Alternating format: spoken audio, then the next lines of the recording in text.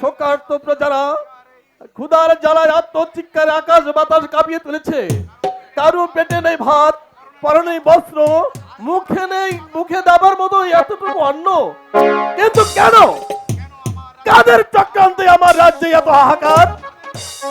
যাদের যাদের চক্রান্তেই হোক না কেন, আমি সেই জালিমদেরকে ধরে এনে কঠোর বিচার করব।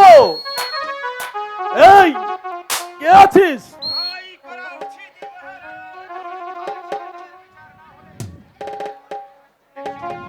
দুর্নীতিবাজদের বিচার না করলে এই রাজ্যে কিছুতেই শান্তি ফিরে আসবে না মহারাজ। কে সেই দুর্নীতিবাজ? বিচার হবে। আমার রাজ্যে যে কোনো দুর্নীতিবাজ হোক না কেন, তাদেরকে ধরে এনে আমি কঠিন বিচার করব। বলুন কে সেই দুর্নীতিবাজ? ওই মন্ত্রী নকুল দেব মহারাজ। নকুল দেব? হ্যাঁ হ্যাঁ মহারাজ। যাকে বিশ্বাস করে রাজ্যভার তার হাতে তুলে দিয়ে আমি কিছুদিনের জন্য দেশের বাইরে গিয়েছিলাম, আর সেই সুযোগের মন্ত্রী নকুল দেব এই রাজ্যটাকে করে দিয়েছে হাহাকার। সে আমার নিজের লোক হলেও তাকে যে আমি ক্ষমা করব না। দুর্নীতির শাস্তি যে তাকে পেতেই হবে। কোথায় সেই দুর্নীতিবাজ? দুর্নীতি করার অপরাধে আমি তাকে বন্দী করে অন্ধকার কারাকক্ষে রেখে দিয়েছি জনাব। বেশ করেছেন, তাকে বন্দী করেছেন, বেশ করেছেন। এবার বন্দীকে রাজ দরবারে আনার হুকুম দাও। এই কাছে বন্দী মন্ত্রী নকুল দেবকে রাজ দরবারে পাঠিয়ে দাও।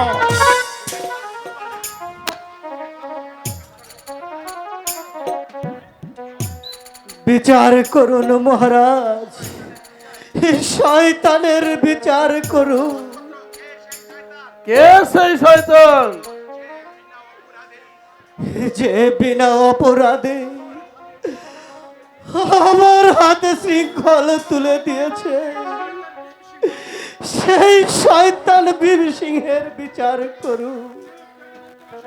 চুপ করো মন্ত্রী মহাশয়।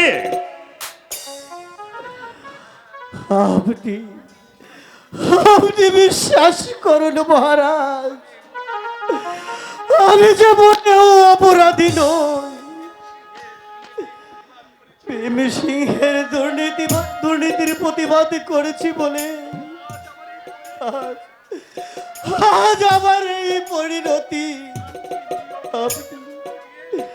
আপনি এই নিরপরাধীকে মুক্তি দিয়ে অপরাধীকে শাস্তি দিন মহারাজ, অপরাধীকে শাস্তি দিন। মিথ্যাবাদী মন্ত্রী, নিজের দোষ অন্যের ঘরে চাপিয়ে দিতে চাও। এবার নির্ঘাত তুমি মরবে। মিথ্যে অপরাধের বোঝা মাথায় দেওয়ার চাইতে তুই যে আমার অনেক ভালো। আপনি আমাকে শাস্তি দিন মহারাজ। তবু মিথ্যে অপবাদ দিয়ে আমার এই পবিত্র মনটাকে কলুষিত করবেন না হুজুর। আপনি আমাকে আদেশ দিন মহারাজ, এক্ষুনি এই তলোয়ারের আঘাতে আমি জীবনের লীলা শেষ করে দেই। থাক সেনাপতি, এখনই যে হত্যা নয়, ও যে পাবে দিনে দিনে শাস্তি। এই প্রজা পীড়নের অপরাধে ওরে চাবুক মেরে পিঠে ছাল তুলে দাও। বেশ, আমি তাই করছি মহারাজ। এবারে বুঝলাম মিথ্যাবাদী মন্ত্রী আমার বিরুদ্ধে অভিযোগ আনার স্বস্তি কত। ভয়ঙ্কর! হুঁশিয়ার! হুঁশিয়ার শয়তান! একটা চাবুকের ঘাওর পাগের পড়লে আমি তোর হাতটাকেই ভেঙে দেব! হুঁশিয়ার ডাকাত! বেশি বড় বাড়ি গড়ে তোমাকে আমি এই দুনিয়ার বুক থেকে সরিয়ে দেব! বেশ, এবার দেখবো তোর হাতে কত শক্তি। আয় আয় শয়তান! আমি অপ্রস্তুত। সদস্য দেখা যাবে কার বাহুতে কথা শক্তি।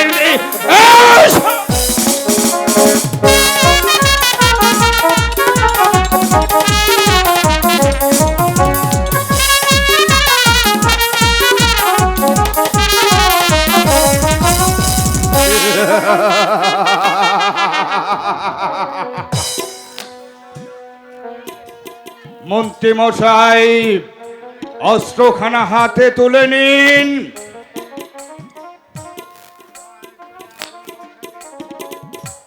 এবার চলে আসুন আমার সাথে। দাঁড়াও, রাজবন্দীকে পালিয়ে নিয়ে যাওয়ার অপরাধে আমার বিচার হতে তুমি কিছুতেই রেহাই পাবে না। তার আগে বিচার করুন তার। 3 দিন অনাহারে থাকার পর কোশি শিশুর দুধের সন্ধানে বেরোলে যে শয়তান আমার স্ত্রীকে হত্যা করে আমার জীবনটাকে বরবাদ করে দিয়েছে, সেই শয়তানের কে সেই শয়তান? সেনাপতি ভীম সিংহ। হুঁশিয়ার ডাকাত! এসব মিথ্যে কথা মহারাজ, মিথ্যে বলার অপরাধে তোমার জীবন দিয়ে তার খেসারত দিতে হবে।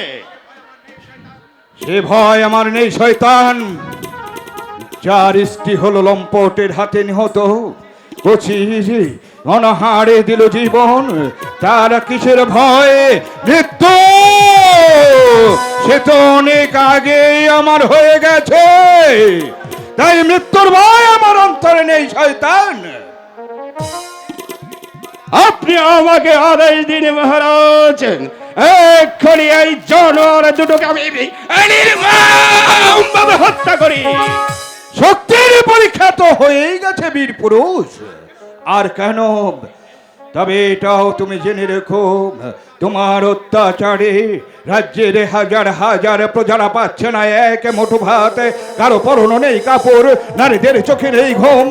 এখনো তুমি যদি সেই পাপের পথ থেকে ফিরে না আসো, তাহলে তোমাকে সবাই সবাই করলেও এই কালো ডাকাতের হাত থেকে তুমি কিছুতেই রেহাই পাবে না। হ্যাঁ, মৃত্যু, মৃত্যুই হবে তোমার একমাত্র শাস্তি, শাস্তি, শাস্তি। কে তুমি দস্যু? তোমার দেশ প্রেমিকার পরিচয় পেয়ে সত্যি যা আজ আমি মুগ্ধ। কি পরিচয় দেব মহারাজ? একদিন আমার সব ছিল, সোনার সংসার ছিল, মুখে হাসি ছিল, কিন্তু এই শয়তানের চক্রান্তে আজ আমি সর্বহারা, রিক্ত, নিঃস্ব। হাজার হাজার প্রতিবাদী মানুষের মাঝে আমিও একজন। তবু তবু যে তোমার একটা পরিচয় আছে দস্যু। তোমার বেশভূষায় ডাকাত হলেও তোমার ভিতরে লুকিয়ে আছে জাগ্রত দেবতা। না না মহারাজ, না। আমি আমার পরিচয়ে আমি দুর্ধর্ষ ডাকাত, আমি ঘৃণিত ডাকাত, আমি জনগণের ঘৃণার পাত্র। চলে আসুন মন্ত্রী মশাই, আপনি আমাকে আদেশ দিন মহারাজ, এক্ষুনি ওই জানোয়ারের বাচ্চা দুটোকে আমি ধরে নিয়ে আসবো।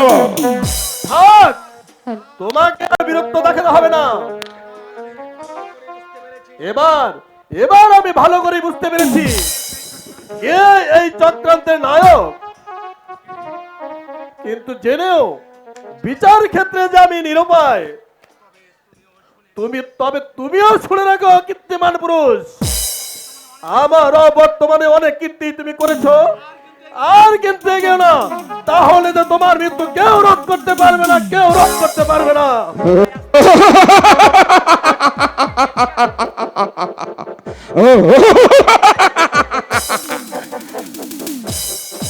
তবে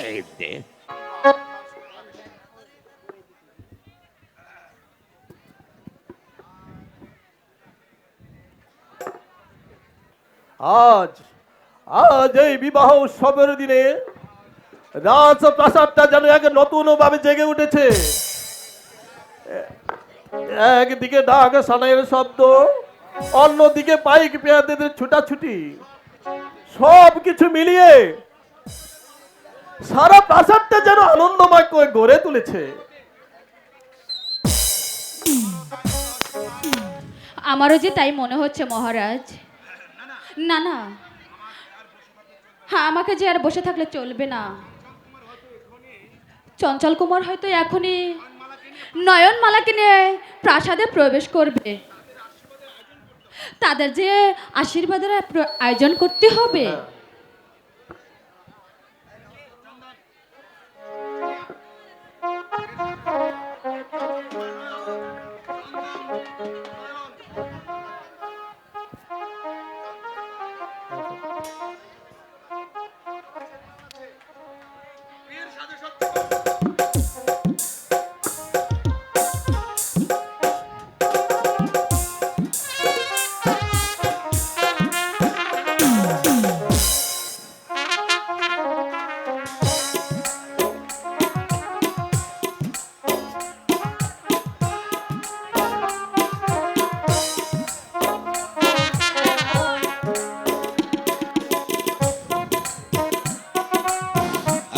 বিয়ের সাথে সজ্জিত চঞ্চল কুমার নয়ন মালাকে নিয়ে চন্দনে প্রবেশ। আয়োজন করতে হবে মানে আমি বরকন্যাকে নিয়ে এসে পড়েছি। হে নিন মহারাজ, এবার আপনাদের আশীর্বাদের কাজটা সেরে ফেলুন। যা নয়ন, তোর শ্বশুর শাশুড়িকে প্রণাম কর। তাই করছি দাদা।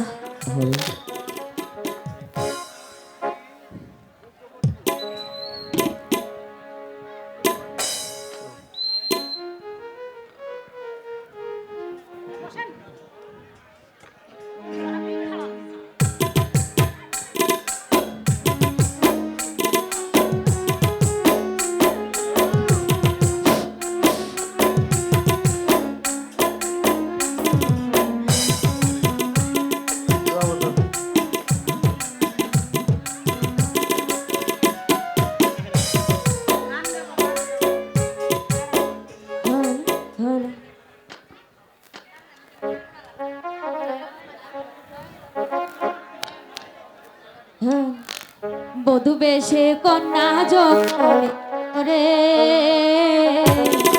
যেন খুশির বন্যা বয়ে গেল রে। বধূ বেশে কন্যা রে, যেন খুশির বন্যা বয়ে গেল রে। সম্পর্ক বদলে গেল একটি পলকে, এলে আপন কেঁদে পর হলো রে। বধূ বেশে কন্যা রে, খুশির বন্যা হয়ে গেল রে।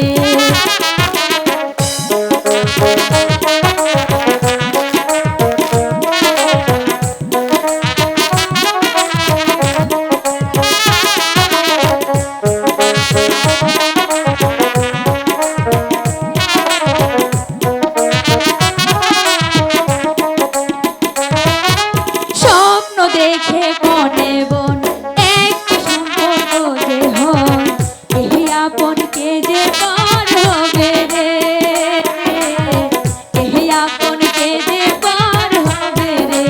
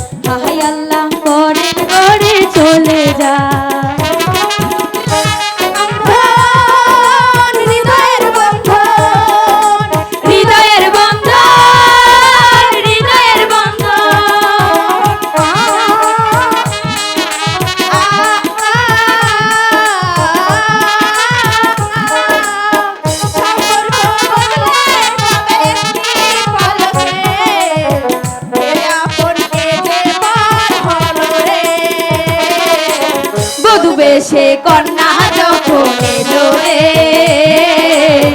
যেন খুশির বন্যা বয়ে গেল রে। বধূ বেশে কন্যা যখন এলো রে, যেন খুশির বন্যা বয়ে গেল রে।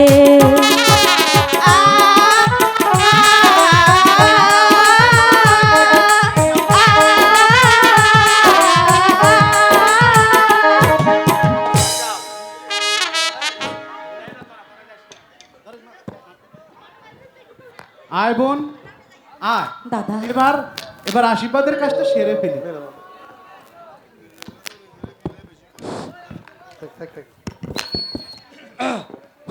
হ্যালো হ্যালো, আমি একে শুনছি, একে দেখছি যে নয়নমালাকে পাবার জন্য আমি পাগলের মতো রাস্তাঘাটে ঘুরে বেড়াচ্ছি।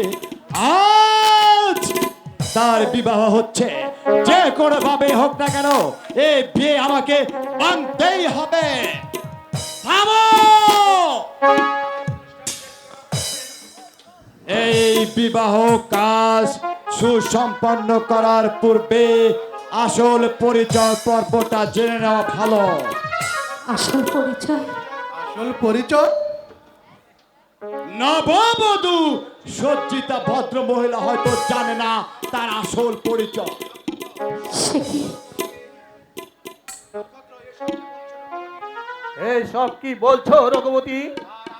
তার কি আরো কোনো পরিচয় আছে? আছে মহারাজ, তার আরো পরিচয় আছে।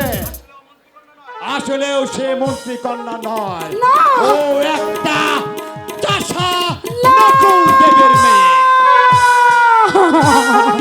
নয়নমালা, রঘুপতি ও গুড ঠাকুর, কি হে কি শোনালে তুমি? মিথ্যে কথা মহারাজ, হে সম্পদ মিথ্যে কথা।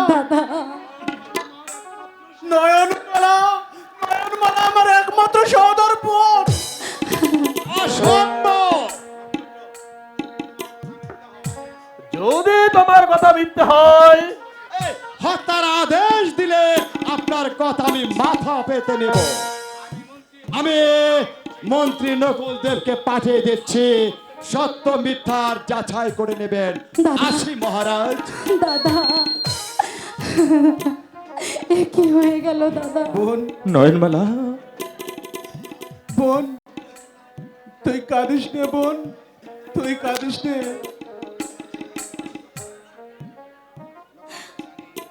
রানী, আমি এই সমস্ত দুনিয়াটাকে অন্ধকার দেখছি কেন?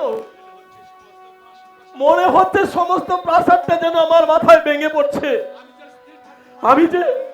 আমি যার স্থির থাকতে পারছি না রানী, আমি যার স্থির থাকতে পারছি না। মহারাজ,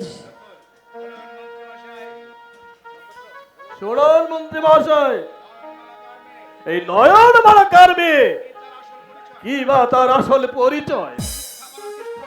যদি মিথ্যা বলার চেষ্টা করেন তাহলে আপনাকে তো আমি রেহাই দেব না। বলুন, জবাব দিন। নয়নমালা মানে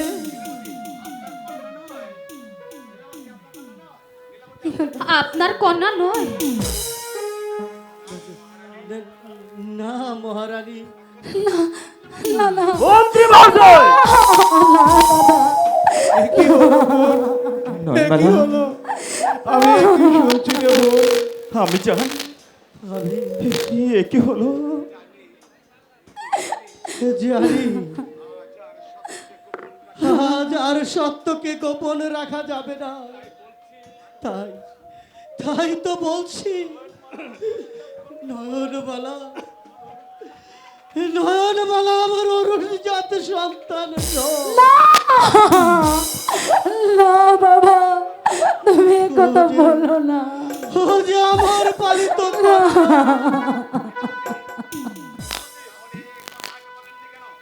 তাহলে আপনি এ কথা আগে কেন বলেননি? উপায় ছিল না মহারানী। আজ আজ থেকে প্রায় 15 বছর পূর্বে আমি আমি তাকে ওই জল্লাদের হাত থেকে বাঁচিয়ে নয়নমালা আজ আমি তাকে এতটুকু বড় করেছি। আর- আর তার পিতা যে ছিল এক দরিদ্র ব্রাহ্মণ। না আর আমি শুনতে চাই না আপনার কোনো কথা। না নয়নমালা আজকের এই শুভ বিশ্বাস করি না। সন্ধ্যায় আমার আমার বুকের পাঁজরগুলো যে ভেঙে চুরমার হয়ে গেছে। আমি আমি থেকে আর কিচ্ছু সইতে পারছি না মহারাজ। আমি যাই মহারাজ, আমি যাই।